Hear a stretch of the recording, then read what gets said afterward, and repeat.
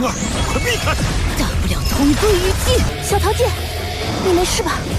杀了他！绝世唐门169集预告：霍雨浩生擒97级副教主凤灵，逼出马小桃。霍雨浩含泪大战马小桃。就在霍雨浩一挑十的大战进行到第2场之时，圣灵教的副教主97级超级斗罗凤灵登场了。凤灵刚登场，严少哲就自曝当年他和这位副教主相爱相杀的过往。当年凤灵是严少哲的女友，在成为邪魂师后要吞噬严少哲。两人一场大战后，严少哲放走了凤灵，没想到如今他已经成为副教主，还成了他叔叔的妻子。而此刻的凤灵也是史莱克众人都忌惮的硬骨头，纷纷替霍雨浩担心他能否战胜这位超级斗罗。两人大战开始后，凤灵气场全开，放言要让霍雨浩感受毁灭的力量，可霍雨浩却不把这位邪凤斗罗放在眼里。如今的霍雨浩双魂核大成极致之冰圆满，精神力触摸极限斗罗层次，早就不是同级可敌的存在。凤灵倾尽魂力催动邪凤真身，妄图以同归于尽的打法拼死一搏，连一旁的钟离巫都瞬间慌神。所有人都以为霍雨浩要硬碰硬死拼，殊不知他全程都是谋略碾压，凭借修罗之瞳武魂真身反手封印凤灵的双重防御，看似凶险的对轰，实则霍雨浩全程掌控战局，最后轻松生擒凤灵，再一次刷新所有人对他实力的认知。超级斗罗在他面前依旧不堪一击，打赢战斗只是铺垫，霍雨浩真正的算计才刚刚开始。他当众拿捏主动权，直接向钟离巫施压，要求用圣灵教火凤圣女马小桃换人。这一步棋精准拿捏了圣灵教的软肋，钟离巫瞬间陷入两难抉择，